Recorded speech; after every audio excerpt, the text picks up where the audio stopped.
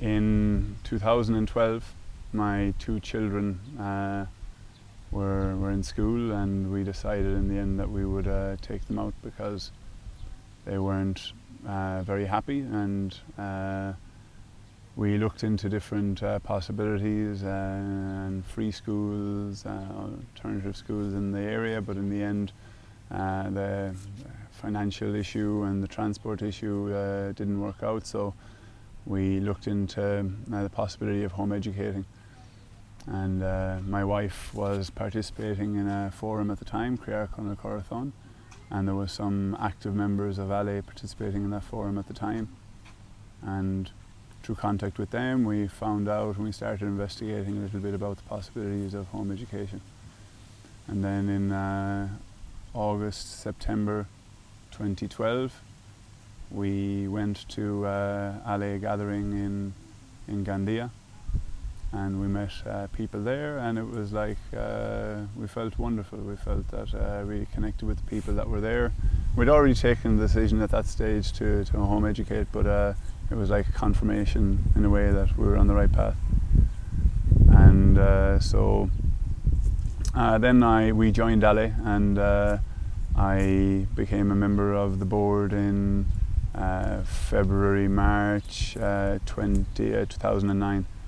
And I was kind of seeing as I was writing in Spanish. I was writing in English because my Spanish wasn't so hot, and reading in Spanish, my kind of task was to try and connect with people in Europe. So I joined the European Home Education List at the time, Learning Unlimited, and started corresponding with people there. Then in 2010, at the end of 2010, there was the famous constitutional tribunal case where it was decided, or it was they said that home education was not considered as a valid option in the law of education. I didn't rule it out. I didn't say that the Constitution ruled it out. But what it did say was that with the present education law that talked about obligatory schooling for 10 years, that it wasn't contemplated. So that meant that the long held premise that what is not illegal is legal was knocked over a little bit. So that was a kind of a tumultuous time in the association and the movement in general. And at the start of 2011, there was due to be a change in the board of directors in EVAE. Now, some of the people that we had been talking to about taking over the presidency, the vice presidency, etc., ended up leaving the association because of some of the internal conflict that there was at the time. And so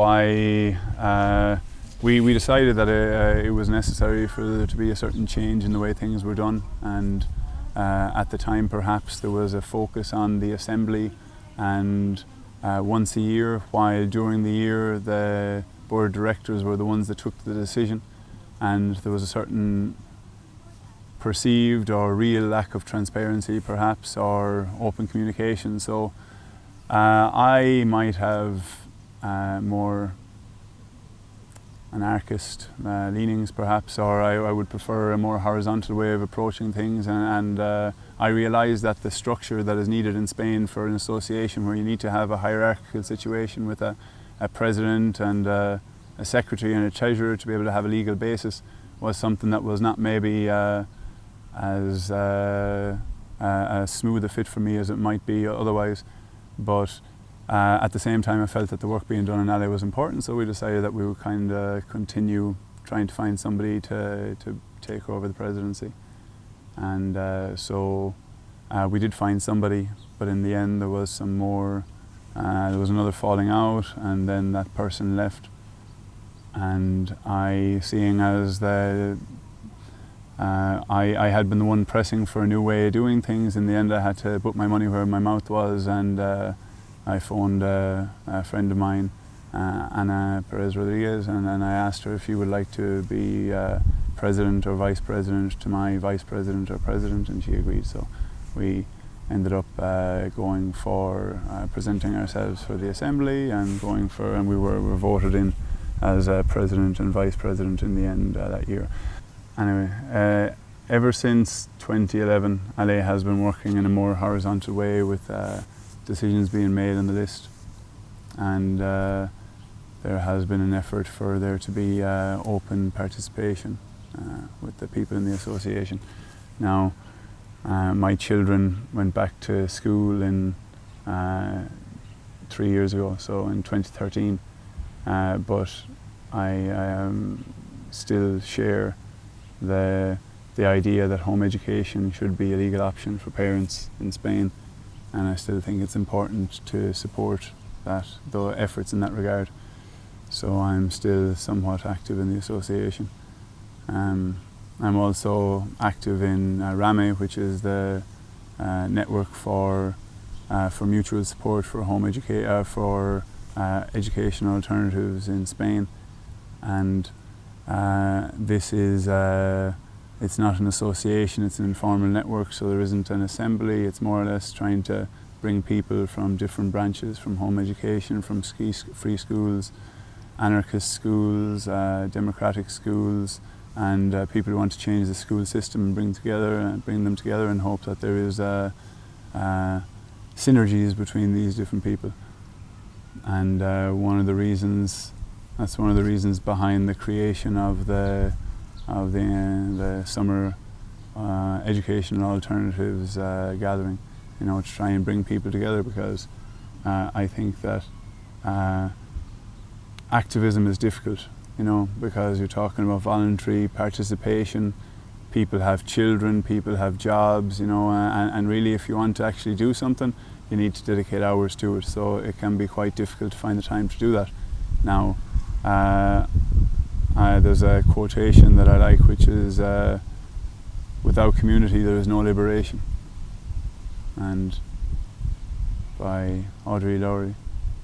And I think that it is important for us to come together and work together, and not ignoring differences, and being aware that there are differences between different branches of alternative or educational alternatives. But you can have people within the home education world thinking that people in free or democratic schools are putting their children in prison, and you can have people who are in free or democratic schools who think the same about people who home educate. But I think that when people actually come together and they actually meet each other, then they see that there's shared viewpoints, and you don't have to ignore the differences. You can be aware of them and you can speak about them and debate them. But at the same time, I think it's important to be aware of the similarities as well.